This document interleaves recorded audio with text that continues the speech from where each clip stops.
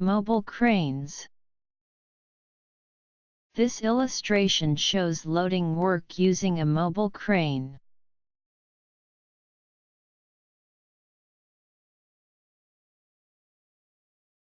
First, prohibit entry to the site of lifting work when using a crane. Next, position the crane on firm ground and fully extend outriggers to stabilize it before starting work. When working, always ensure that signalmen and riggers are licensed.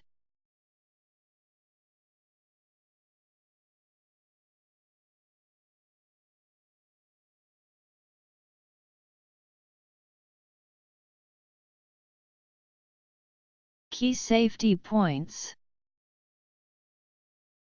Has the working method been determined? Has an operations leader been appointed? Are operators appropriately licensed? Are riggers appropriately licensed? Is the crane's capacity adequate for the work plan? Is the wire free of damage? Are the brakes and clutch operating properly? Is the overload protector switched on? Is the hook latch in proper condition? Has a signalman been designated?